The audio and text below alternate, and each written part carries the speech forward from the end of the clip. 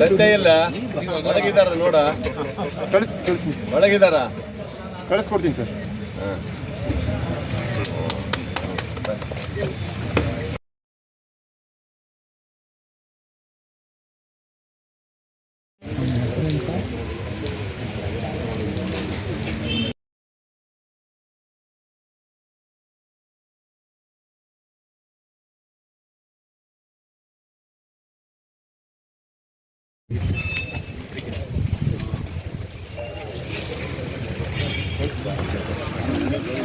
ಹಿಂಗೆ ಬರಿ ಅಣ್ಣ ಒಂಚೂರು ನೀವು.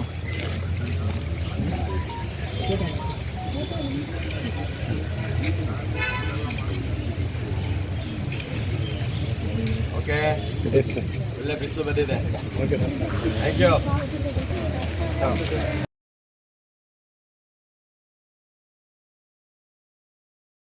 ಚೆನ್ನಾಗಿದೆ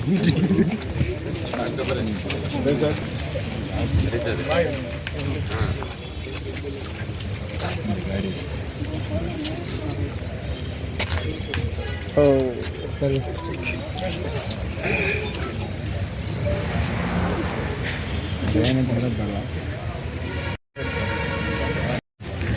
ಲೇಟ್ ಆಗುತ್ತಪ್ಪ ನನಗಿದ್ದೀರಿ. ಥ್ಯಾಂಕ್ ಯು, ಒಳ್ಳೇದಾಗಲಿ. ಹಿಂಗೆ ಬರ್ರಿ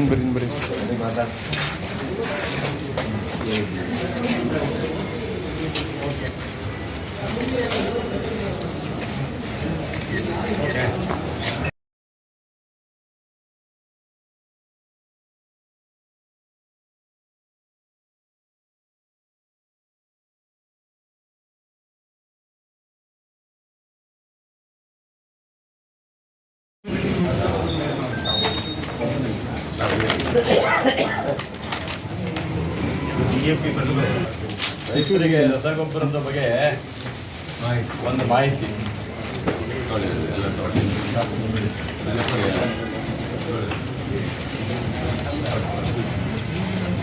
ರೈತರಿಗೆ ಮಾಹಿತಿ ಏನೇನು ಸಿಗುತ್ತೆ ಅನ್ನೋದು ಮಾಹಿತಿ.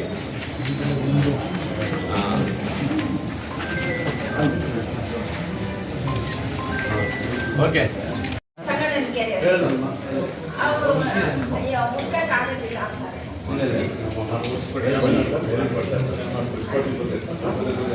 ಯಾರೇ ಹುಡ್ಕಕ್ಕಾಗಲ್ಲ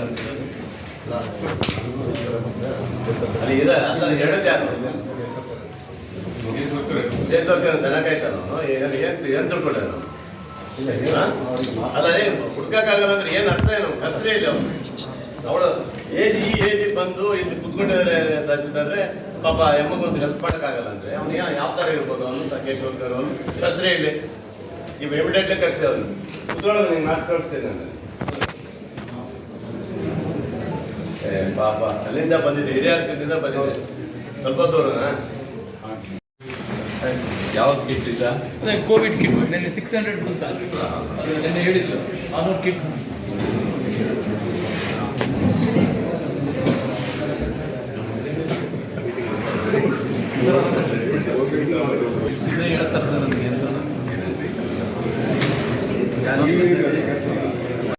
ಮನುಷ್ಯರು ಏನಾಗಿದೆ, ಮುಂದಿನ ಪೀಳಿಗೆಗಳು ನೋಡ್ಬೇಕು, ಮುಂದಿನ ತಮ್ಮ ಕುಟುಂಬವನ್ನು ನೋಡ್ಬೇಕಾದದ್ದು ಯಾವುದೂ ಇಲ್ಲ. ನಮ್ಮ ಕುಟುಂಬ ಒಂದೇ ನೋಡ್ತಾರೆ ಬಿಟ್ರೆ ಮುಂದಿನ ಬೇರೆ ನಮ್ಮ ದೇಶದ ಪೀಳಿಗೆಗಳು ನೋಡಲ್ಲ. ಅದರಿಂದಲೇ ಇವತ್ತು ಈ ತರ ಆಗ್ತಾರೆ. ಹವಾಮಾನ ವ್ಯತ್ಯಾಸ ಆಗೋದ ಕಾರಣ ಏನು?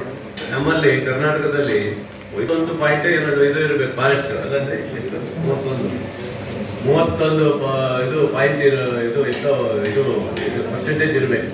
ಇವಾಗ 21% ಇದೆ ಕರ್ನಾಟಕದಲ್ಲಿ. ಬರೀ 21% ಕಾಡಿದ್ರೆ ಇನ್ನು ಬಾಕಿಯದು ಏನು ಮಾಡ್ತೀವಿ? 9%. ಮತ್ತೆ ಅದರಿಂದ ಸಾಧ್ಯ ಇಲ್ಲ. ನೀವು ಪ್ರತಿ ಸರಿನ ಇದೇ ಮಾಡ್ತಾ ಕುತ್ಕೊಂಡ್ರೆ ಏನಾಗುತ್ತಲ್ಲ, ಅರ್ಥ ಆಗುತ್ತಲ್ಲಿ. ನಾಳೆ ನಮಗೆ ನೋಡಿ ಹೊಸನಗರದಲ್ಲಿ ಮೊರಾರ್ಜಿ ದೇಸಾಯಿ ಶಾಲೆ ಬಂದಿದೆ ಇವತ್ತು. ಆ ಶಾಲೆ ಕೊಡ್ಲಿಕ್ಕೆ 8 ಎಕರೆ ಜಾಗ ಇಲ್ಲ ಇವತ್ತು. ನಾವೇನ್ ಮಾಡ್ಬೇಕು ಇವತ್ತು?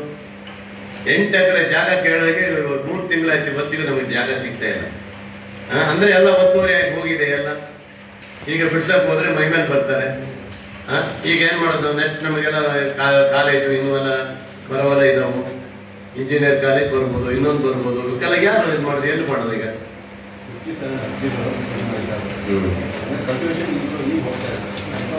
ನೋಡ್ಕೊಂಡು ಮಾಡೋದು ಯಾವ್ದಿದ್ರು ಬಿಡಕ್ ಹೋಗ್ಬಿಟ್ಟು ಸ್ಟ್ರಿಕ್ಟ್ ಅಂತವ್ರ ಮೇಲೆ ಆಕ್ಷನ್ ತಗೊಂಡು ಏನಾದ್ರು ಒಂದು ಕೇಸ್ ಹಾಕಿ ಮಾಡ್ಬೇಕು ಅವರಿಗೆಲ್ಲ, ಬಿಡಕ್ ಹೋಗ್ಬೇಡಿ ಅವರಿಗೆಲ್ಲ. ಎಷ್ಟು ನೀವು ಸ್ಟೆಪ್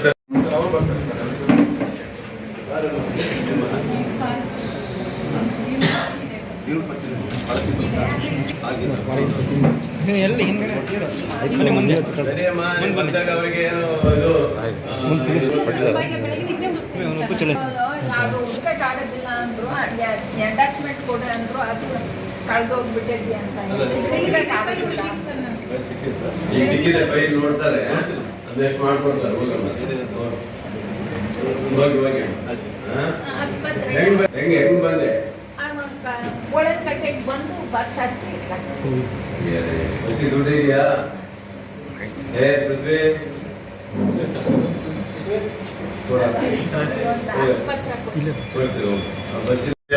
ಎಲ್ಲರೂ ಏನ್ ತಿಳ್ಕೊಂಡಿದ್ದಾರೆ ಅವ್ರನ್ನ. ಯಾವತ್ತು ಆಡಳಿತ ಸೌಧ ಕರೆಕ್ಟ್ ಆಗಿದ್ರೆ ಎಲ್ಲದೂ ಸರಿ ಇರ್ತದೆ. ಆಡಳಿತ ಸೌಧದಲ್ಲಿ ಕೆಲಸ ಆಗಿಲ್ಲ ಅಂದ್ರೆ ಏನು ಬರಲ್ಲ, ಸುಮ್ಮನೆ ಕಂಪ್ಲೇಂಟ್ ಮಾಡ್ತಾರೆ ನಮ್ಮ ಹತ್ರ. ಯಾರು ಕೆಲಸ ಮಾಡಲ್ಲ ಅವ್ರಿಗೆ ಹೇಳಿದ್ದೇನಲ್ಲ, ಅವ್ರನ್ನೆಲ್ಲ ಚೇಂಜ್ ಮಾಡಿ ಅಂತ ಹೇಳಿದ್ದೀನಿ. ಮಾಡಿ ಚೇಂಜ್ ಮಾಡಿ ಕೊಡಿ ಅವರಿಗೆಲ್ಲ. ಈ ತರ ನನಗೆ ಕಂಪ್ಲೇಂಟ್ ಬರಬಾರ್ದಮ್ಮ ಇನ್ಮೇಲೆ. ನೋಡಿ ಸಸ್ಪೆಂಡ್ ಮಾಡಿಬಿಡ್ತೇನೆ ನಿಮ್ಮೆಲ್ಲ ಈ ತರ ಮಾಡಿದ್ದಾರೆ. ಗೌರವದಿಂದ ಮಾತಾಡ್ರಿ ಎಲ್ಲರಿಗೂ ಬಂದವರಿಗೆ. ನಿಮ್ಗೆ ಕೆಲಸ ಮಾಡೋಕ್ಕಾಗಲ್ಲ ಅಂದ್ರೆ ನಾಳೆ ಮಾಡ್ಕೊಡ್ತೀವಿ ಅಂತ ಹೇಳಿದ್ರೆ ರೆಡಿ ಇಲ್ಲ. ಆದ್ರೆ ಆ ಅಜ್ಜಿಗೆ ಆ ತರ ಮಾತಾಡೋದು ಏನದ ಅಂತ ತಹಸೀಲ್ದಾರ್ ನೀವು ನೋಡಿ ಅದೆಲ್ಲ ಹೋಗಿ ಮಾಡಿ.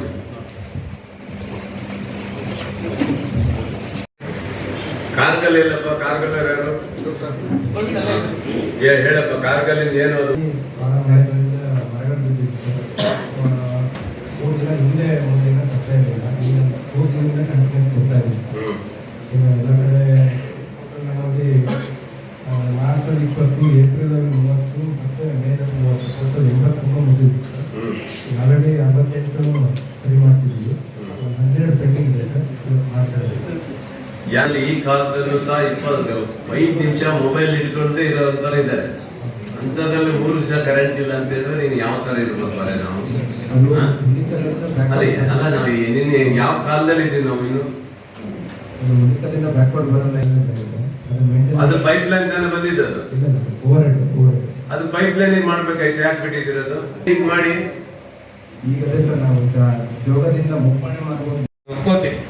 ಬಟ್ ಅದಕ್ಕೊಂದು ಮೂಲ ಕಾರಣ ಏನಿದೆ ಅಂತ ಹೇಳಿದ್ರೆ, ಇಡೀ ಕೋಗಾರಿಂದ ಬರುವಂತ ಲೈನ್ ಅಲ್ಲಿ ಕಳೆದ ಹಿಂದಿನ ಸಭೆಯಲ್ಲೂ ಕೂಡ ನಾನು ಈ ವಿಷಯ ಚರ್ಚೆ ಮಾಡಿದ್ದೆ. ಆಕಾಶ ನೆಡತೋಪುನ ನಡುವೆ ನಮ್ಮ 11 kV ವೈರ್ ಬಂದಿದೆ. ಅಲ್ಲಿ ಇರ್ತಕ್ಕಂಥ ಸರಿಸುಮಾರು ಒಂದು 600ರಿಂದ 650 ಮರಗಳನ್ನ ಕಳೆದ ವರ್ಷವೇ ಗುರುತು ಹಾಕಲಾಗಿತ್ತು. ಅದನ್ನ ಕಟಾವು ಮಾಡಿ ಅಂತ ಅರಣ್ಯ ಇಲಾಖೆಗೆ KEB ಕಡೆಯಿಂದ ಪ್ರಪೋಸಲ್ ಕೂಡ ಕೊಡಲಾಗಿದೆ. ಇವತ್ತಿನ ತನಕ ಕಳೆದ 1.5 ವರ್ಷದಿಂದ ಪೆಂಡಿಂಗ್ ಇದೆ ಸರ್. ಆ ಮರ ಬೀಳೋದ್ರಿಂದ ಈ ಸಮಸ್ಯೆ ಉಂಟಾಗಿದೆ.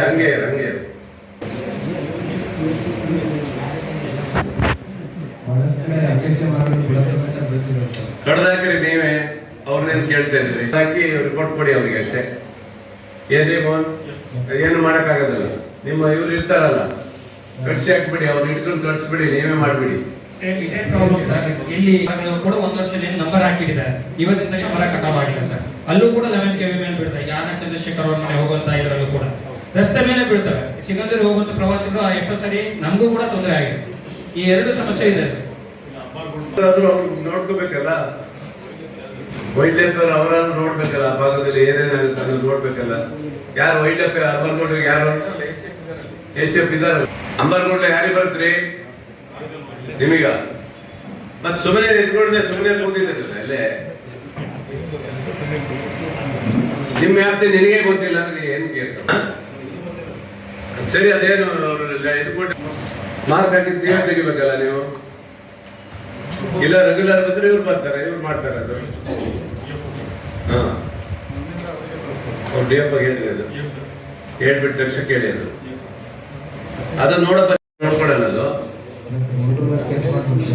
ನೋಡಿ, ನನಗೆ ಇವಾಗಲೇ ಹೇಳ್ತಾ ಇದ್ದೀನಿ ನೋಡಪ್ಪ, ನೀವು 3 ಜನರಿಗೆ ನಮ್ಗೆ ಹೇಳ್ತಾ ಇದ್ದೀನಿ, ಎಚ್ಚರಿಕೆ ಇರ್ಬೇಕು. ನೀವಾದ್ರು ಒಂದ್ ತಿಳ್ಕೊಳ್ರಿ, ಇಲ್ಲಿರೋದು ಸಾಗರದಲ್ಲಿರುವಂತ ಇದಕ್ಕೆ ನೀವು ಒಂದು ಸಣ್ಣ ಪುಟ್ಟ ಇದಕ್ಕೂ ಸಹ ಇವತ್ತು ಮರ ಬಿದ್ದು ಒಂದು ಮರ ಬಿದ್ದರೆ ಸುಮಾರು ಕಂಬಗಳು ಹೋಗ್ತಾವೆ.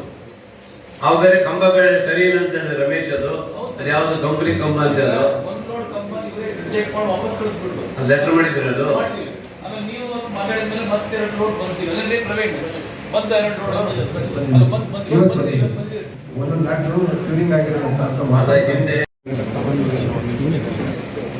ಕಾರ್ಮಿಕರಿಗಾಗಿ ನೂತನವಾದ ಹೆಲ್ತ್ ಇದಕ್ಕೆ ಸಂಬಂಧಪಟ್ಟಂತೆ ಆರೋಗ್ಯ ಸಂಚಾರಿ ಘಟಕ ಘಟಕವನ್ನು ಇವತ್ತು ಉದ್ಘಾಟನೆ ಮಾಡಿದ್ದು ಬಸ್ ಬಂದಿದೆ. ಅದರಲ್ಲಿ ಅವರಿಗೆ ಯಾವ್ಯಾವ ಊರಲ್ಲಿ ಹೋಗ್ಬೇಕಂತ ಅವ್ರು ಆನ್ಲೈನಲ್ಲೇ ಕೊಟ್ಟಿರ್ತಾರೆ ಮತ್ತು ಆನ್ಲೈನ್ ಮೂಲಕ ಅವ್ರು ಅಲ್ಲಿ ಬರಲಿಕ್ಕೆ ಅವಕಾಶ ಇದೆ. ಹೊಸನಗರ, ಸಾಗರ ಮತ್ತು ಶಿಕಾರಿಪುರಕ್ಕೆ ಇರ್ಬೋದು ಆ ಬಸ್ನಲ್ಲಿ. ಬಹುಶಃ ಇದು ಬಹಳ ಖುಷಿ ತರೋದು. ಯಾಕಂದ್ರೆ ಕಾರ್ಮಿಕರು ದಿನನಿತ್ಯ ಕೆಲಸದಲ್ಲಿ ಇರೋದು, ಒತ್ತಡದಲ್ಲಿ ಇರ್ತಾರೆ, BPGP ಏನು ಚೆಕ್ ಮಾಡಲ್ಲ. ಇದು ಅವ್ರು ಹೋಗಿ ಬಿಟ್ಕೊಂಡ್ಬಿಟ್ರೆ ಸಹ ಅವ್ರ BPಯಿಂದ ಹಿಡಿದು ಅವ್ರದ್ದು ಏನನ್ನು ಇದೆಲ್ಲ ಚೆಕ್ ಮಾಡುತ್ತೆ. ತುಂಬಾ ಚೆನ್ನಾಗಿದೆ. ನಾನು ನೋಡ್ಕೊಂಡು ಅದಕ್ಕೊಬ್ರು ಡಾಕ್ಟ್ರು, 3 ಜನ ಹೆಲ್ಪರು, ಟೆಕ್ನಿಷಿಯನ್ ಎಲ್ಲರೂ ಇದ್ದಾರೆ. ಅದಕ್ಕೆಲ್ಲ ಗುಣಮಟ್ಟದ ಒಂದು ಇಟ್ಕೊಂಡಿದ್ರೆ ಇವತ್ತು ನಾನು ಉದ್ಘಾಟನೆ ಮಾಡಿದ್ದೀನಿ. ಅದು ಒಂದು ಬಹಳ ಖುಷಿಯಾಗುತ್ತೆ. ನಿಜವಾಗ್ಲೂ ಸಂಬಂಧಪಟ್ಟ ಕಾರ್ಮಿಕ ಸಚಿವರಿಗೆ ನಾನು ಅಭಿನಂದನೆ ಹೇಳ್ತೇನೆ. ಈ ಥರ ಬೇಕಾಗಿತ್ತು. ಅದು ಆದ್ಮೇಲೆ ಅವರು ಅಲ್ಲಿ ಮುಕ್ತಾಯ ಆದ್ಮೇಲೆ ಒಂದು ಕಡೆ ನಿಲ್ಲಿಸ್ತಾರೆ. ಅವರಿಗೆ ಎಲ್ಲಿ ಆಫೀಸ್ ಇರ್ಬೋದು, ಬೇರೆ ಎಲ್ಲರೂ ಇರ್ಬೋದು, ಅಥವಾ ನಗರಸಭೆಯಲ್ಲಿ ನಿಲ್ಲಿಸ್ತಾರೆ. ಅಲ್ಲಿ ಅವ್ರು ಬಂದು ಚೆಕಪ್ ಮಾಡಿಸ್ಕೊಂಡು ಹೋಗ್ಲಿಕ್ಕೆ ಅವಕಾಶ ಇದೆ. ಅದಕ್ಕೆ ಅವಕಾಶ ಇದೆ. ಅದನ್ನ ವ್ಯವಸ್ಥೆ ಮಾಡಿದ್ದಾರೆ. ತುಂಬಾ ಚೆನ್ನಾಗಿದೆ, ಖುಷಿಯಾಗುತ್ತೆ. ಅದ್ರ ಜೊತೆಗೆ ಕೃಷಿ ಇಲಾಖೆಯಿಂದ ಇವತ್ತು ನಾವು ಕೆಲವು ಸಲಕರಣೆಗಳನ್ನು ಕೊಟ್ಟಿದ್ದೀವಿ. ಏನು ಬಿತ್ತನೆ ಬೀಜಗಳನ್ನ ಇವತ್ತು ಕೊಟ್ಟಿದ್ದೀವಿ. ಯಾವುದೇ ಬಿತ್ತನೆ ಬೀಜ ಅನ್ನೋದ ಕೊರತೆ ಇಲ್ಲದಂಗೆ ನೋಡ್ಕೊಂಡಿದ್ದಾರೆ. ಬೇಕಾದಷ್ಟು ಬಂದಿದೆ. ರೈತರು ಏನ್ ಡಿಮ್ಯಾಂಡ್ ಹೇಳಿದ್ರು ಅಷ್ಟು ಭತ್ತವನ್ನ ರೆಡಿ ಮಾಡಿ ಇಟ್ಕೊಂಡಿದ್ದಾರೆ. ಹೋದ ವರ್ಷ ಯಾವ ಕೇಳಿದ್ರೆ ಅದೇ ಭತ್ತವನ್ನ ರೆಡಿ ಮಾಡಿ ಇಟ್ಕೊಂಡಿದ್ದಾರೆ. ಅದಕ್ಕೆ ವ್ಯವಸ್ಥೆ ಮಾಡಿದ್ದೀವಿ. ಜೊತೆಗೆ ಮಳೆಗಾಲದಲ್ಲಿ ಆಗಿರುವಂತಹ ಅನಾಹುತಗಳಿಗೆ ಜೋಳ ಮತ್ತು ಭತ್ತಕ್ಕೂ ಸಹ ಸರ್ವೆ ಮಾಡಿ ಕೇಳಿದ್ದೇನೆ. ಅದನ್ನು ಸರ್ವೆ ಮಾಡಿ ಅವ್ರಿಗೆ ಸಂಬಂಧಪಟ್ಟ ಇದಕ್ಕೆ ನಮ್ಮ ಇಲಾಖೆಯವರು ಅದಕ್ಕೆ ಪರಿಹಾರ ಕೊಡುವಂತ ರೈತರಿಗೆ ಆಗ್ಬೇಕು ಅನ್ನೋದು ನಮ್ಮ ಉದ್ದೇಶ. ಇದನ್ನ ಪಾಪ ಆಕಸ್ಮಿಕವಾಗಿ ಏನಾಯ್ತು, ಈ ಸರಿ ಮಳೆಗಾಲ ಜೂನಿಗೆ ಬರ್ಬೇಕಂತ ಇತ್ತು. ಅದು ಇವ್ರು ಏನ್ ಮಾಡಿದ್ರು, ಸ್ವಲ್ಪ ಲೇಟ್ ಆಗ್ಬೋದು ಅಂತ ಕುತ್ಕೊಂಡು ಪಾಪ ದುಡ್ಡಿನೂ ಹಾಕಿಲ್ಲ ಕೆಲವರೆಲ್ಲ. ಹಾಗೆ ಬಿಟ್ಕೊಂಡು ಬಂದ್ಬಿಟ್ಟು ಈಗ ಅನುಭವಿಸುವಂತ ಪರಿಸ್ಥಿತಿ ಆಗಿದೆ. ನಿಜವಾಗ್ಲೂ ಬಹಳ ಬೇಸರ ಆಗುತ್ತೆ. ಯಾಕಂದ್ರೆ ಹೋದ ವರ್ಷ ಹಿಂದಿನ ಸಾಲಿನಲ್ಲಿ ಮಳೆ ಆಗಿಲ್ಲ. ಈಗ ಅದ್ರ ಕಳೆ ಸಾಲದಲ್ಲಿ ಮಳೆ ಆಯ್ತು. ರೈತರು ಖುಷಿಯಾಗಿ ಕಾರ್ ಭತ್ತ ಮತ್ತು ಜೋಳವನ್ನ ಮಧ್ಯಂತರದಲ್ಲಿ ಬೆಳೆದ್ರು. ಅಂದ್ರೆ ಬೇಸಿಗೆ ಕಾಲದಲ್ಲಿ ಬೆಳೆದಿದ್ದು. ಹಿಂದಿನ ಸಾಲಲ್ಲಿ ಯಾರು ಹಾಕಿರ್ಲಿಲ್ಲ, ಮಳೆ ಇಲ್ಲ ಅಂತ. ಈ ಸರಿ ಬೋರ್ವೆಲ್ ನೀರಿದೆ ಮಾಡೋಣ ಅಂತ ಮಾಡಿದ್ರು. ಇವತ್ತು ಅವ್ರು ಬರೀ ಕೈಗೆ ಬಂದಿದ್ದು ಬಾಯಿಗೆ ಬಂದಾಗೆ ಆಗ್ಬಿಟ್ಟಿದೆ. ನಿಜವಾಗ್ಲೂ ಬಹಳ ಬೇಸರ ಆಗುತ್ತೆ. ರೈತರಿಗೆ ಯಾಕೂ ಈಗ ಆಗ್ಬಾರ್ದು. ಮತ್ತೆ ಅಕಸ್ಮಾತ್ ಈ ಮಳೆ ಬರೋದ್ರಿಂದ ಅಡಿಕೆ ಬೆಳೆಗೂ ಹಾನಿ ಇದೆ. ಅವರು ಯಾರು ಕೊಳೆ ರೋಗದ ಔಷಧಿ ಹೊಡೆದಿಲ್ಲ. ಅದು ಈಗಾಗಲೇ ಬಹಳ ಅದರಲ್ಲೂ ಚಿಂತನೆಯಲ್ಲಿದ್ದಾರೆ. ಒಂದು ವಾರ ಮಳೆ ಏನಾದ್ರು ಬಿಟ್ಟುಬಿಟ್ರೆ ಕೊಳೆ ರೋಗದ ಔಷಧಿ ಹೊಡೆಯಲು ತಯಾರಿದ್ದಾರೆ, ಮಾಡ್ತಾ ಇದ್ದೀವಿ. ಮತ್ತು ಸಂಬಂಧಪಟ್ಟ ನಿಮ್ಗೆ ಗೊತ್ತಿದ್ದಾಗೆ ನಿನ್ನೆ ಕೋವಿಡ್ ಬಗ್ಗೆ ಮಾತಾಡಿದ್ದೀನಿ. ಆಮೇಲೆ ಡೆಂಗಿ ಜ್ವರದ ಬಗ್ಗೆನೂ ಸಹ ಮಾತಾಡಿದ್ದೀನಿ. ನಿನ್ನೆ ರಾಜ್ಯದ ಮಂತ್ರಿಗಳಾದ ದಿನೇಶ್ ಗುಂಡೂರಾವ್ ಒಟ್ಟಿಗೆ ಇದ್ದೀವಿ. ಕೋಣಂದೂರಲ್ಲಿ ಒಂದು ಹೈಟೆಕ್ ಇದು ಆಸ್ಪತ್ರೆ ಉದ್ಘಾಟನೆ ಮಾಡೋ ಸಂದರ್ಭದಲ್ಲಿ ಮಾತಾಡಿದ್ದೀನಿ. ಡಾಕ್ಟರ್ ಸಂಬಂಧವಾಗಿ ಮಾತಾಡಿದ್ದೀನಿ, ಆಸ್ಪತ್ರೆ ಸಂಬಂಧವಾಗಿ ಮಾತಾಡಿದ್ದೀನಿ, ಡೆಂಗ್ಯೂ ಬಗ್ಗೆ ಮಾತಾಡಿದ್ದೀನಿ. ಮತ್ತು ಕೋವಿಡ್ ಬಗ್ಗೆಯೂ ಸಹ ಬಹಳ ಕಟ್ಟುನಿಟ್ಟಾಗಿ ಇವತ್ತು ಅವರು ಇದು ಮಾಡಿದ್ದಾರೆ. ಮತ್ತು ಯಾವ್ಯಾವುದು ಸಿಗುವುದಿಲ್ಲ, ನಾಯಿ ಔಷಧಿ ಇರ್ಬೋದು ಅಥವಾ ಹಾವು ಕಚ್ಚಿದ ಔಷಧಿ ಇರ್ಬೋದು, ಇವೆಲ್ಲರ ಬಗ್ಗೆ ಚರ್ಚೆ ಮಾಡೋದು ಯಾವುದೂ ಕೊರತೆ ಇಲ್ಲ ಅಂತ ಹೇಳಿದ್ದಾರೆ. ಜನ ಔಷಧಿ ಬಗ್ಗೆಯೂ ಚರ್ಚೆ ಮಾಡಿದ್ದಾರೆ. ಅದಕ್ಕೆ ಅವ್ರು ಹೇಳಿದ್ದು ಏನಂದ್ರೆ, ನಮ್ಮಲ್ಲೇ ಬೇಕಾದಷ್ಟು ಕೊಡ್ತೀವಿ, ಮತ್ತೆ ಯಾಕೆ ಅಲ್ಲಿ ಬರ್ಕೊಟ್ರೆ ಮತ್ತೆ ದುಡ್ಡಿಗೆ ಸಾಲು ವೇಸ್ಟ್ ಆಗುತ್ತೆ, ಬೇಡ ಅಂತ ಮಾತು ಹೇಳಿದ್ರು. ಬಿಟ್ರೆ ನಮ್ಮಲ್ಲೇ ಔಷಧಿ ಕೊರತೆ ಇಲ್ಲಲ್ಲ, ಮತ್ತೆ ಯಾಕೆ ಅಲ್ಲಿ ಹೋಗ್ಬೇಕು ಅನ್ನೋದು ಇತ್ತು. ಬಿಟ್ರೆ ನಾನು ಹೇಳಿದ್ದೀನಿ, ಇಲ್ಲ ಒಂದು ವ್ಯವಸ್ಥೆ ಮಾಡಬೇಡಿ, ಜನ ತಗೊಳೋಕೆ ಇಲ್ಲಿಲ್ಲದ ಅಲ್ಲಿ ತಗೊಳಕ್ಕೆ ಅವಕಾಶ ಇದೆ, ಬಡವರಿಗೆ ಅನುಕೂಲ ಆಗಲಿ ಅಂತ ಹೇಳಿದ್ವಿ. ಇದೆಲ್ಲ ಮಾಡಿದ್ದೀವಿ. ಮತ್ತು ತಾಲೂಕಲ್ಲಿ ಯಾವುದೇ ಕೊರತೆ ಇರೋ ರೀತಿಯಲ್ಲಿ ನೋಡ್ಕೊಳ್ಳುವಂಥದ್ದು ಜವಾಬ್ದಾರಿ ನಮ್ದಿರೋದ್ರಿಂದ ಎಲ್ಲ ಅಧಿಕಾರಿಗಳಿಗೂ ಈಗ ಮಳೆಗಾಲದಲ್ಲಿ ಹೇಗಿರ್ಬೇಕು ಅನ್ನೋದು ನಾವು ಕೇಳಿ. ಸರ್, ನಾಳೆಯಿಂದ ಶಾಲೆಗಳು ಆರಂಭ ಆಗುತ್ತೆ. ಸುತ್ತಮುತ್ತ ಸ್ವಚ್ಛತೆ ಇಲ್ಲ, ಈಗ ಅದನ್ನು ಮಾತಾಡ್ತಾ ಇದ್ವಿ. ಈಗ ಇದು ಅವತ್ತು ಸಬ್ಜೆಕ್ಟ್ ಬರುತ್ತೆ, ಈಗ ಬರುತ್ತೆ. ನನಗೊಂದು ಖುಷಿ ಅಂದ್ರೆ ಈ ಸರಿ ಸಾಗರ ತಾಲೂಕಿನ 2ನೇ ಪ್ಲೇಸ್ ಅಲ್ಲಿ ಬಂದಿದೆ. ನಮ್ಮ ತಾಲೂಕಿನ ಎಲ್ಲ ಶಿಕ್ಷಕರಿಗೆ, ನಮ್ಮ BOಗಳಿಗೆ, CRC PRCಗಳಿಗೆ ಎಲ್ಲ ಅಧಿಕಾರಿಗಳ ಅಭಿನಂದನೆ. ನಿಮ್ಮೆಲ್ಲ ಚಪಳ. ಯಾಕಂದ್ರೆ ಶಿಕ್ಷಣ ಬಹಳ ಪ್ರಮುಖ. ಮೊದಲು ತೀರ್ಥಹಳ್ಳಿ ಬಂದಿದೆ, 2ನೇದು ಇಲ್ಲಿ ನಮ್ಮ ಸಾಗರ ಬಂದಿದೆ, 3ನೇದು ಹೊಸನಗರ ಬಂದಿದೆ. ನಮ್ದೇ 3 ಬಂದಿದೆ. ಮತ್ತೆ ಕೆಲವರೆಲ್ಲ ಬಹಳ ಟಾಪ್ ಲೆವೆಲ್ ಅಲ್ಲಿ ರಾಜ್ಯದಲ್ಲಿ ಸುದ್ದಿ ಮಾಡಿದ್ದಾರೆ ವಿದ್ಯಾರ್ಥಿಗಳು. ನಿಜವರು ನನಗೆ ಖುಷಿ ಇದೆ. ನನಗೆ ಸಾಗರ 1ನೇ ಪ್ಲೇಸಿಗೆ ಬರ್ಬೇಕನ್ನೋದೇ ನನಗೆ ಆಸೆ ಇದೆ. ನಿಜವಾಗ್ಲೂ ಯಾವುದೇ ಶಾಲೆಗೆ ಯಾವುದೇ ತೊಂದರೆ ಆದರೂ ಸಹ ಇಮಿಡಿಯೇಟ್ಲಿ ನಾನು ವ್ಯವಸ್ಥೆ ಮಾಡ್ಕೊಟ್ಟಿದ್ದೀನಿ. ಅವರಿಗೆ ಯಾರು ನಮ್ಮ ಶಾಲೆಯ ಶಾಲಾ ಸದಸ್ಯರಿದ್ದು ಅಧ್ಯಕ್ಷರಿದ್ದಾರೆ, ಅವ್ರು ನನ್ನ ಗಮನಕ್ಕೆ ತಂದ್ರೆ 24 ಗಂಟೆಯೊಳಗೆ ಅವ್ರು ಮಾಡ್ಕೊಟ್ಟಿದ್ದೀನಿ. ಅವ್ರು ದುಡ್ಡು ಇರಲಿ ಅಡ್ವಾನ್ಸ್ ಆಗೂ ಮಾಡ್ಕೊಟ್ಟಿದ್ದೀನಿ. ಯಾವುದೇ ಕೊರತೆ ಇಲ್ಲದ ರೀತಿಯಲ್ಲಿ ನಾವು ಮಾಡ್ಕೊಟ್ಟಿದ್ದೀವಿ. ಈ ಶಾಲೆನ ಮೊನ್ನೆ ಒಬ್ಬರಿಗೆ ಒಂದು ಶಾಲೆ ಬಿದ್ದೋಗಿದೆ, ಇಮಿಡಿಯೇಟ್ಲಿ ಮಾಡ್ರಿ ಅಂತ ಹೇಳಿದ್ದೆ ನನಗೆ. ಅದು ಎಷ್ಟು ದುಡ್ಡು ಆಗುತ್ತೆ ಪರವಾಗಿಲ್ಲ ಮಾಡಿಬಿಟ್ಟು ಕೊಡಿ ಅಂತಲೂ ಹೇಳಿದ್ದೀನಿ, ಗುತ್ತಿಗೆದಾರರಿಗೆ ಹೇಳಿ ಕಳಿಸಿದ್ದೀನಿ. ಅಂದರೆ ಯಾವುದೂ ನಾವು ಬಿಡೋದಿಲ್ಲ, ಒಟ್ಟಾರೆ ಶಿಕ್ಷಣಕ್ಕೆ ಹೆಚ್ಚು ಒತ್ತನ್ನು ನಾವು ಕೊಡ್ತೀವಿ. ಸರ್, ನಗರಸಭೆ ವ್ಯಾಪ್ತಿನಲ್ಲಿ ಬೀಡಾಡಿ ದನಕರುಗಳು ಸಾಕಷ್ಟಿದ್ದಾವೆ. ಅದಕ್ಕೆ ಗೋಶಾಲೆ ಮಾಡ್ತೀವಿ, ದೊಡ್ಡಿ ಮಾಡ್ತೀವಿ ಅಂತ ಹೇಳ್ತಾರೆ ನಗರಸಭೆಯಿಂದ. ತಾವು ಅದಕ್ಕೆ ಒಳ್ಳೆಯದು, ಯಾಕಂದ್ರೆ ಸುಮ್ಮನೆ ಅದನ್ನ ಯಾರು ಇದು ಮಾಡ್ಕೊಳ್ಳೋದು, ಯಾವ ತಗೊಂಡು ಹೋಗ್ಬಿಟ್ಟು ಅದಕ್ಕೆ ಬೇರೆ ಇದು ಕಟ್ಟಿ ಅದಕ್ಕೊಂದು ಬಣ್ಣ ಕಟ್ಟಿ ಅದಕ್ಕೆ ಏನಾದ್ರು ಇದು ಮಾಡೋದಂತ ಪ್ರಶ್ನೆ ಬರೋದು ಬೇಡ. ಅಲ್ಲ, ಇನ್ನೂ ಇಂಪ್ಲಿಮೆಂಟ್ ಆಗಿದೆ. ನಮ್ಮದೇ ಇದೆ, ನಮ್ಮದೇ ಈಗ 60 ಎಕರೆ ಜಾಗ ಈಗಾಗಲೇ ನಮ್ಮ ರೈಲ್ವೆ ಹಳ್ಳಿ ಪಕ್ಕದಲ್ಲಿ ನಮ್ಮ ನಾಗರಿಕರಲ್ಲಿ ಇಟ್ಟಿದ್ದಾರೆ. ಗೋಗಳ ರಕ್ಷಣೆಗಾಗಿ ಮಾಡಿದ್ದಿದೆ, ಹಿಂದಿನ ಸರ್ಕಾರದಲ್ಲಿ ಮಾಡಿಟ್ಟಿದ್ದಾರೆ. ಅದು ಸ್ವಲ್ಪ ಒತ್ತುವರಿ ಆಗಿದೆ, ಅದನ್ನು AC ಅವರಿಗೆ ಹೇಳಿದ್ದೀನಿ, ಅದನ್ನು ಬಿಡಿಸ್ಕೊಡ್ಬೇಕು. ಅದಕ್ಕೆ ಫುಲ್ ಫೆನ್ಸಿಂಗ್ ಹಾಕಿ ಅಲ್ಲಿ ಏನಾದ್ರು ಹಸುಗಳಿಗೆ ಆಗೋದಿದ್ರೆ ಅಲ್ಲಿ ನಾವೇ ಕೂಡ ತಯಾರಿದ್ದೀವಿ. ನಾನೇ ರೆಡಿ ಮಾಡಿಸ್ಕೊಡ್ತೀನಿ. ಬೇಕಾದ್ರೆ ಸರ್ಟಿಫಿಕೇಟ್ ಎಲ್ಲ ನಮ್ಮ ಗ್ರ್ಯಾಂಡ್ ಎಲ್ಲ ಹಾಕಿಬಿಟ್ಟು ಮಾಡ್ಲಿಕ್ಕೆ ಅವಕಾಶ ಇದೆ. ಅಥವಾ DC ಅವ್ರ ಹೆಡ್ ಎಲ್ಲ ಏನಾದ್ರು ಮಾಡ್ಕೊಡ್ತೇವೆ, ಅದಕ್ಕೂ ರೆಡಿ. ಯಾವುದೇ ಕೊರತೆ ಏನಿಲ್ಲ, ಕೊರತೆ ಆಗೋದಿಲ್ಲ. ಆಮೇಲೆ ಇತ್ತೀಚೆಯಲ್ಲಿ ಕೆಲವು ನನಗೆ ಬಂದಂಗೆ ಕೆಲವು ಪೊಲೀಸ್ ಇಲಾಖೆಯಲ್ಲಿ ಸ್ವಲ್ಪ ಕೇಳಿದ್ರು, ನಮ್ಗೆ ಬಂದಿದೆ, ನೀವು ಕೆಲವೆಲ್ಲ ಮಾಹಿತಿ ಕೊಟ್ಟಿದ್ದೀರಿ. ಪೊಲೀಸ್ ಇಲಾಖೆಯಲ್ಲೂ ಸಹ ಇವತ್ತು DSPಗೂ ಕರೆದು ಮಾತಾಡಿದ್ದೇನೆ, ನಿನ್ನೆನೂ ಮಾತಾಡಿದ್ದೀನಿ. ಇವತ್ತು ಈಗ ಬಂದಿದ್ದಾರೆ, ಅವ್ರದ್ದು ಇದೆ ಸಬ್ಜೆಕ್ಟ್ ಇದೆ. ಅವರಿಗೂ ನಾನು ಹೇಳಿದ್ದೀನಿ, ಇಲ್ಲಿರುವಂಥ ಕಳ್ತನ ಮಾಡೋಂಥವ್ರನ್ನ ಯಾರೇ ಇರ್ಬೋದು, ಏನೇ ಇರ್ಬೋದು, ಬಹಳಷ್ಟು ಕೊಲೆಗಿಲೆ ಏನಾದ್ರು ಇದ್ರು ಸಹ ತನಿಖೆ ಮಾಡಿದ್ದಾರೆ. ಮತ್ತೆ ನಮ್ಮ ಕೋಡೂರು ಪಂಚಾಯತಿಯಲ್ಲಿ ಒಂದು ಕೊಲೆ ಅಂತ ಯಾರೋ ಹೇಳ್ತಾ ಇದ್ದಾರೆ, ಅದು ತನಿಖೆಗೆ ಕಳಿಸಿದ್ವಿ. ಮತ್ತದು ಬಹಳ ಜನರು ಅವ್ರು ಬಡವರು, ಅವ್ರನ್ನೇ ಕೊಲೆ ಮಾಡ್ತಾರೋ ಗೊತ್ತಿಲ್ಲ. ಸಿದ್ದಯ್ಯ ಗೌಡನೇ ಅನ್ನೋದು ಅವ್ರದ್ದು ಎಲ್ಲ ತರಿಸ್ಕೊಂಡು ಇವಾಗಲೇ ತನಿಖೆ ಮಾಡಿದ್ದಾರೆ. ಈಗ ಅದು ಹೆಚ್ಚುವರಿಯಾಗಿ ಬೇರೆ ಕಡೆ ಕಳಿಸ್ಕೊಟ್ಟಿದ್ದಾರೆ, ಅದು ಇನ್ನೇನು ಪರೀಕ್ಷೆ ಮಾಡ್ಲಿಕ್ಕೆ ಕೊಟ್ಟಿದ್ದಾರೆ. ಅದು ಬಂದ ಮೇಲೆ ನಿರ್ಣಯ ತಗೊಳ್ತೀವಿ. ಹಾಗೇನಿದ್ರೆ ಅಲ್ಲಿ ನಾವು ನೋಡಿದ್ದೀವಿ ಯಾರ್ಯಾರು ಬಂದಿದ್ರು, ಏನಿದೆ ಅಂತ ನೋಡ್ತಾ ಇದ್ದೀವಿ. ಅದು ಏನೂ ಅಂತ ಸಿಗ್ತಾ ಇಲ್ಲ. ಉದ್ದೇಶಪೂರ್ವಕ ಮಾಡಿದ್ದಾರೋ ಅಥವಾ ಅವರಾಗೆ ಏನು ಮಾಡ್ಕೊಂಡು, ಅಥವಾ ಅಲ್ಲಿ ಇದ್ದ ಮೇಲೆ ಏನಾದ್ರು ಪ್ರಾಣಿಗಳು ಏನಾದ್ರು ಇದು ಮಾಡಿದವೋ ಏನೋ ಗೊತ್ತಿಲ್ಲ. ಎಲ್ಲಕ್ಕೂ DSP ಅವರಿಗೆ ಕೊಟ್ಟಿದ್ದೀವಿ. SP ಅವರು ಸಹ ಇದ್ರ ಬಗ್ಗೆ ಗಮನ ಹರಿಸಿದ್ದಾರೆ. ಹಾಗೇನಾದ್ರೆ ನಾವು ಕ್ರಮ ತಗೊಳ್ತೀವಿ, ಯಾವುದೂ ಬಿಡೋದಿಲ್ಲ. ಆಮೇಲೆ ನಿನ್ನೆ BJPಯ ಕೆಲವರು ಅಧ್ಯಕ್ಷರೆಲ್ಲ ಸಸ್ಪೆಂಡ್ ಮಾಡಿ ಹೇಳಿದ್ದಾರೆ, ಹೀಗೆ ಏನು ಶಾಸಕರು ಏನು ಗಮನ ಹರಿಸಲ್ಲ ಅಂತೆ. ಶಾಸಕರು ಯಾವುದು ಗಮನ ಹರಿಸಲ್ಲ, ನಾನು ಯಾವುದೂ ಬಿಡೋದಿಲ್ಲ, ಎಲ್ಲ ಗಮನ ಹರಿಸಿರ್ತೀವಿ ನಾವು. ಅವ್ರು ಹೇಳುವಂತ ಇದೇನಿಲ್ಲ. ಅವ್ರ ಕಾಲದಲ್ಲೂ ಗೋ ಹತ್ಯೆ ಆಗಿದೆ, ಅವ್ರ ಕಾಲದಲ್ಲೂ ಗೋಗಳು ಇದಾಗಿದ್ದವು. ಯಾವುದೇ ವ್ಯಕ್ತಿ ಆ ಥರ ಮಾಡಿದರೆ ನಾನು DSP ಅವರಿಗೆ ಹೇಳಿದ್ದೀನಿ, ಕಠಿಣ ಶಿಕ್ಷೆ ಕೊಡಿ ಅಂತ ನಿನ್ನೆನೇ ಹೇಳಿದ್ದೆ ನಾನು. ಯಾವುದೇ ವ್ಯಕ್ತಿ ಇರ್ಬೋದು, ಗೋ ಹತ್ಯೆ ಮಾಡಿರ್ಬೋದು, ಇನ್ನೊಂದು ಏನಾದ್ರು ಮಾಡಿದ್ರೆ ಅವ್ರಿಗೆ ಯಾವ ಕಾರಣಕ್ಕೂ ಬಿಡಬೇಡಿ ಅಂತ ನಾನು ನಿನ್ನೆನೇ ಅವರಿಗೆ ವಾರ್ನಿಂಗ್ ಕೊಡಿಸಿದ್ದೀನಿ. ಅಂಥವ್ರನ್ನ ಯಾರೇ ಇರಲಿ ಮತ್ತೆ ಒಳಗೆ ಹಾಕಿರಿ, ಅದು ಯೋಚನೆ ಮಾಡಬೇಡಿ. ಇದೆಲ್ಲ ಯಾವ ಜಾತಿ ಧರ್ಮ ನೋಡುವಂಥ ಪ್ರಶ್ನೆ ಇಲ್ಲ. ನಾವು ಅದನ್ನು ಕಾಪಾಡ್ತಿದ್ದೀವಿ. ಸುಮ್ಮನೆ ಈ ಬಕ್ರೀದ್ ಹಬ್ಬ ಬಂದ ತಕ್ಷಣ ಕೆಲವ್ರದ್ದು ಏನಂದ್ರು ಅಪಾದ್ಯ ಮಾಡೋದು ಇದ್ದೇ ಇರ್ತದೆ. ಹಾಗಾಗಿ ಅದೆಲ್ಲ ತಪ್ಪು, ಅದೆಲ್ಲ ಯಾರು ಮಾಡಕ್ ನಾವು ಬಿಡುವುದಿಲ್ಲ, ಅಂಥವ್ರಿಗೆಲ್ಲ ನಾವು ಕೊಡೋದಿಲ್ಲ, ಅಪವಾದವನ್ನ ಮಾಡೋದಿಲ್ಲ. ಅದೆಲ್ಲ ನಾವು ಕಟ್ಟುನಿಟ್ಟ ಕ್ರಮ ತಗೊಳ್ತೀವಿ ಅನ್ನೋದು ಭರವಸೆ ಕೊಡ್ತೀವಿ. ಯಾರೇ ಇರ್ಬೋದು, ಯಾವನೇ ವ್ಯಕ್ತಿ ಇರಲಿ ನಾವು ಬಿಡೋದಿಲ್ಲ. ಅದನ್ನು ಕಟ್ಟುನಿಟ್ಟಾಗಿ ತಗೋಬೇಕಂತ ಹೇಳಿ ಈಗಾಗಲೇ ನಿನ್ನೆನೇ ಮಾತಾಡಿದ್ದೀನಿ, ನಾನು ಅದ್ರ ಬಗ್ಗೆ ಮಾತಾಡಿದ್ದೀನಿ. ಹಾಗಾಗಿ ಅವರ ಹೇಳಿಕೆಗಳಿಗೆಲ್ಲ ಆಸ್ಪದ ನಾವು ಕೊಡೋದಿಲ್ಲ. ಅವ್ರು ಹೇಳಿದಂತ ನಾವು ಮಾಡೋದಲ್ಲ, ಅವ್ರಿಗಿಂತ ಮುಂಚೆ ನಮ್ಗೆ ಗೊತ್ತಿರ್ತದೆ ಇವೆಲ್ಲ. ನಾವೇ ಎಷ್ಟೋ ಸರಿ ಇಂಥದ್ದೆಲ್ಲ ಮಾಡಿದ್ರೆ DSPಗೆ ಹೇಳಿದ್ರೆ ನಾವು ಮತ್ತೆ ಒಳ ಹಾಕಿ ಬಿಡಬೇಡಿ, ಜೈಲಿಗೆ ಕಳಿಸಿದ್ರೆ ಅಂತ ಕಳಿಸಿದ್ದೀನಿ ಅಂಥವ್ರಿಗೆಲ್ಲ. ಈ ಥರ ಅಹಿತಕರ ಘಟನೆ ಮಾಡೋದಕ್ಕೆಲ್ಲ ನಾವು ಇದು ಮಾಡಕ್ಕೆ ಬಿಡೋದಿಲ್ಲ. ಇಂಥ ಘಟನೆ ಅವರಿಗೂ ಬಿಡೋದಿಲ್ಲ. ಅವರು ಯಾರು ಹೋರಾಟಗಾರರಿದ್ದಾರೆ, ಅವರು ಸುಮ್ಮನೆ ಯಾರ್ದೋ ಮನೆ ಹೋಗಿ ಗಲಾಟೆ, ಯಾರೋ ಅವ್ರ ಪಕ್ಕದ ಮನೆ ಮಾಡಿಬಿಟ್ಟು ಅದಕ್ಕೂ ಹೋಗಿ ಜಗಳ ಮಾಡೋರು ಇವರು ಇದ್ದಾರಲ್ಲ, ಇದಕ್ಕೂ ಬಿಡಲ್ಲ, ಅದಕ್ಕೂ ಕೇಸ್ ಹಾಕಿ ಅಂತ ಹೇಳಿದ್ದೀನಿ. ಅವ್ರ ಮೇಲೂ ಕೇಸ್ ಹಾಕಕ್ಕೆ ಹೇಳಿದ್ದೀನಿ. ಈ ಅವರೇನು ಮೇಲಿಂದ ಇಳಿದು ಬಂದವರಲ್ಲ, ಯಾರೋ ಪಕ್ಕದ ಮನೆ ಅವ್ರು ಹೊಡ್ಕೊಂಡ್ರೆ ಇವ್ರು ಹೋಗ್ಬಿಡೋದು. ಇವ್ರಿಗೇನು ಯಾರು ಕೊಟ್ಟಾರೆ ಇವ್ರ ಹಕ್ಕು? ಪೊಲೀಸ್ಗಿರಿ ಮಾಡಕ್ಕೆ ಇವ್ರಿಗೆ ಯಾರು ಕೊಟ್ಟಿದ್ದಾರೆ ಅಂತ ಪೊಲೀಸ್ಗಿರಿ ಮಾಡಿದ್ರೆ ನಾನು ಹೇಳ್ಬಿಟ್ಟಿದ್ದೇನೆ, ಇವತ್ತೇ DSP ಹೇಳಿದೆ, ಅಂಥವ್ರಿಗೂ ಒಳ ಹಾಕ್ರಿ ಅಂತ ಹೇಳಿದ್ದೆ, ಬಿಡ್ಲೇಬೇಡಿ ಅಂತ ಹೇಳಿದ್ದೆ. ನಾವಿದ್ದೀವಿ, ಸರ್ಕಾರ ನಮ್ದಿದೆ, ನಾನಿದ್ದೀನಿ, MLA ಇದ್ದೀವಿ, ನೋಡ್ಕೊಳ್ತೀವಿ. ನೈತಿಕ ಪೊಲೀಸ್ಗಿರಿ ಮಾಡಕ್ಕೆ ಇವ್ರು ಯಾರಿಗೂ ಹಕ್ಕಿಲ್ಲ, ಅದೆಲ್ಲ ಕೊಡೋದು ಬಿಡೋದಿಲ್ಲ. ಮತ್ತೆ ಇದರಲ್ಲೂ ಸಹ ಸಂಪೂರ್ಣ ರಕ್ಷಣೆ ಮಾಡೋದು ಜವಾಬ್ದಾರಿ ನಂದಿದೆ. ಈಗಾಗಲೇ ನಾನು 102ಗೆಲ್ಲ ರೌಂಡಿಂಗ್ ಕೊಟ್ಟಿದ್ದೀನಿ. ಎಲ್ಲ 102ಗಳು ರೌಂಡ್ ಹೊಡಿಬೇಕು, ಎಲ್ಲೆಲ್ಲಿ ಏನಾದ್ರು ಗೊತ್ತಾಗುತ್ತೆ ಅದು ತಕ್ಷಣ ಅಟ್ಯಾಕ್ ಮಾಡಬೇಕು ಅಂತ ಹೇಳಿದ್ದೀನಿ.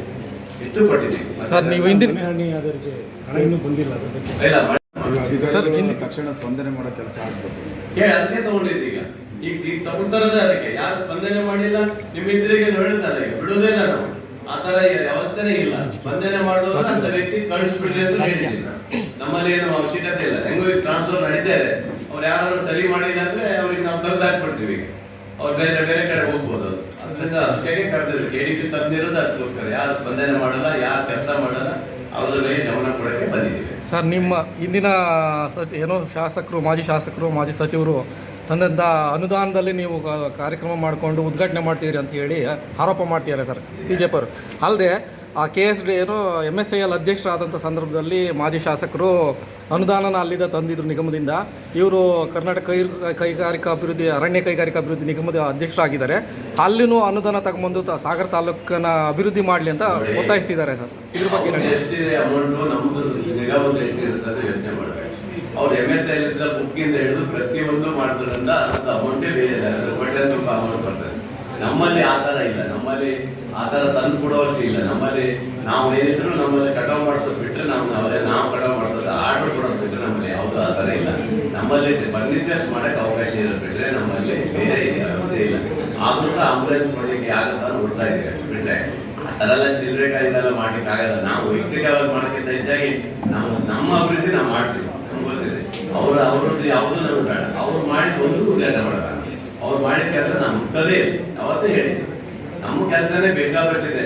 ನನಗೆ ಮೊನ್ನೆ ಬಂದಿರೋ ದುಡ್ಡು ಬಂದಿರುತ್ತೆ, ಇವತ್ತು ಬುದ್ಧಿ ಪೂಜೆ ಮಾಡೋಕ್ಕಾಗದೆ ಮಳೆ ಬಂದು ನಿಂತ್ಕೊಂಡಿದ್ದೀನಿ. ಹಂಗಾಗಿ ನಂದೇ ಕೆಲಸ ನಡೀತಾ ಆಗ್ತಾ ಇಲ್ಲ. ಇನ್ನು ಅವ್ರು ತಗೊಂಡು ನಾನೆಂತ ಮಾಡಿ ಏನೂ ಅವ್ರು ದುಡ್ಡಿಲ್ಲ ನಮ್ಮ ಹತ್ರ, ನಾವು ಯಾವ್ದು ತಗೊಂಡಿಲ್ಲ. ಯಾಕಂದ್ರೆ ಇವ್ರು ಮಾಡಲಿಲ್ವಾ, ಕಾಗೋಡು ಸಾಹೇಬರು ತಂದಿದ್ದು ಇವ್ರು ಮಾಡಲಿಲ್ವಾ, ಕಾಗೋಡು ಸಾಹೇಬರು ತಂದಿದ್ದು ಈ ಆಡಳಿತ ಸೌಧ ಇದು ಇವ್ರು ಮಾಡೋದಕ್ಕೆ ಬಂದರೆ ದುಡ್ಡೇ ಕೊಟ್ಟಿಲ್ಲ, ₹1 ಕೊಟ್ಟಿಲ್ಲ, ಇವೆಲ್ಲ ಮಾಡಿದ್ದಾರೆ. ನಾವೇನು ಅವ್ರದ್ದೇನು ತಗೋಬೇಕಂತ ಏನಿಲ್ಲ, ಅವಶ್ಯಕತೆನೇ ಇಲ್ಲ. ನಮಗೆ ನಮ್ಮದೇ ಸರ್ಕಾರ ಇದೆ, ನಮ್ಮದೇ ದುಡ್ಡಿದೆ, ನಾವೇ ಎಷ್ಟು ಬೇಕಾದ್ರೂ ಕೊಡಕ್ಕೆ ತಯಾರಿದ್ದೀವಿ. ಇನ್ಯಾಕೆ ಬೇಕು ಅವ್ರ ದುಡ್ಡು? ನಮ್ಮ ಹತ್ರ ಇದೆ, ತೋರಿಸ್ತೀನಿ, ಬರಕ್ಕೆ ಈಗ ಯಾಕೆ ಇನ್ನೊಂದು ವರ್ಷ ಕಾಯಕ್ಕೆ ಎಷ್ಟು ಬೇಕು ಕೊಡ್ತೀನಿ ನೋಡಿ. Thank you.